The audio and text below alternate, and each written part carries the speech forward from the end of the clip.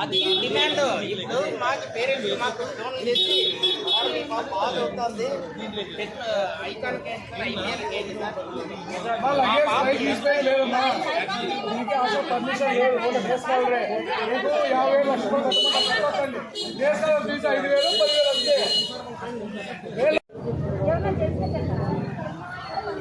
వాళ్ళకి క్లాస్ వెళ్తారంట. ఒకసారి మీరు పిల్లలు ఏమైనా చేస్తే వీడియో తీయండి అన్నారు. ఆయన వీడియో చేసి జూమ్ చేసుకొని చూస్తారంట పిల్లలు. నేను ఆ మాట వచ్చాను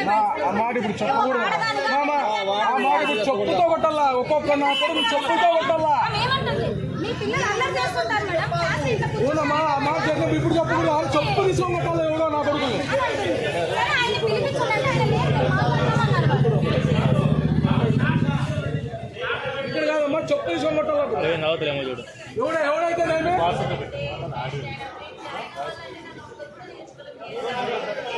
లింగప్ప గత 4-5 సంవత్సరాలుగా మా పిల్లలు ఇక్కడే 2 అమ్మాయిలు చదువుకుంటున్నారు. పెద్ద అమ్మాయి మొన్న 10th అయిపోయింది, బయటికి పోయింది. చిన్న అమ్మాయి 9th క్లాస్ చదువుతుంది. ఇక్కడ అరోకర వస్తువులతో వీళ్ళు ఈ వ్యవస్థను నడుపుతున్నారు చైతన్య విద్యా సంస్థలలో. ఇక్కడ ఈ అనంతపూర్ టౌన్లో దాదాపు 8-9 శ్రీ చైతన్య విద్యా సంస్థలు ఉంటే బ్రాంచ్లు ఉంటే అన్ని బ్రాంచులకి ఒకే చోట ఫుడ్ వండించి అక్కడికి సప్లై చేయడం ద్వారా పిల్లలకి ఫుడ్ సమస్య అనేది చాలా ఉంది. ఎన్నిసార్లు మేము పేరెంట్గా కంప్లైంట్ చేసినా కూడా వాళ్ళకి పట్టినట్టుగా ఉంటారు. ఇక ఫీజుల విషయంలో అయితే వాళ్ళు మండిపట్టు చెప్పిందే, వాళ్ళు ఎంత చెప్తే అంతే కట్టాల్సిందే.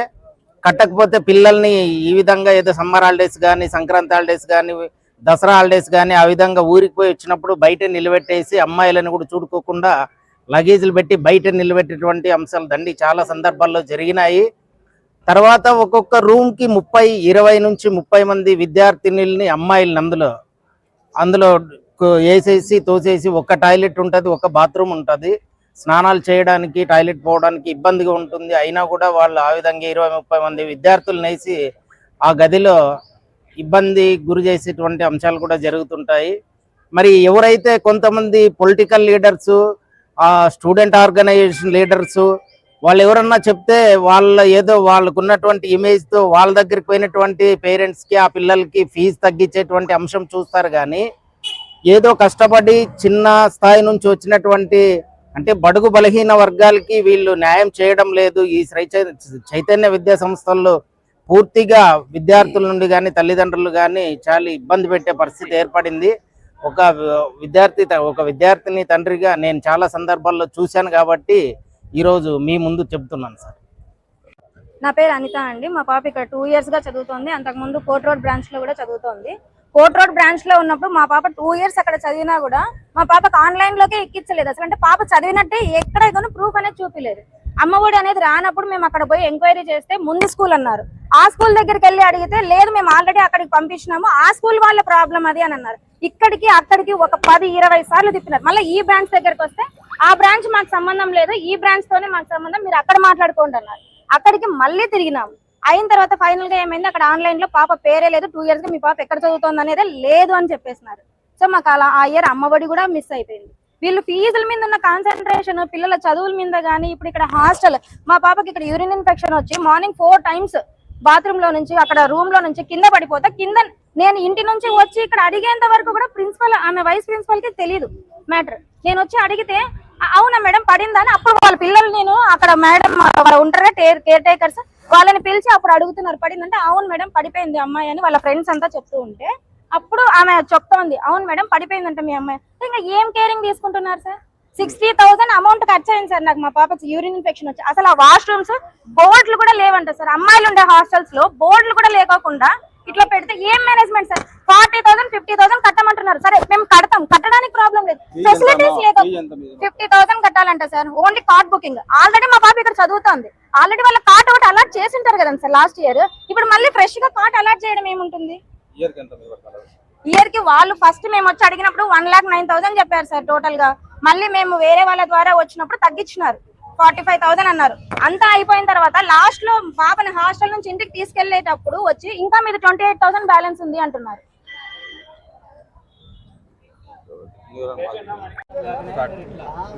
అందరికీ నమస్కారం. నా పేరు గోవిందు. నా కూతురు 9th క్లాస్ చదువుతుంది ఇక్కడ. 8th, 9th, 10th 3 years ఇక్కడే పెట్టాలనుకున్నా. ఇప్పుడు కొత్తగా కార్డ్ బుకింగ్ చేయాలంటే 50,000 ఖచ్చితంగా కడితేనే మాకు పై నుంచి ఇన్స్ట్రక్షన్స్ వచ్చినాయి. ఆ ఇన్స్ట్రక్షన్ ప్రకారమే మీరు ఖచ్చితంగా కట్టాల్సిందే, మేమేం హెల్ప్లెస్ మేము చేయలేమని చెప్పి అంటున్నారు.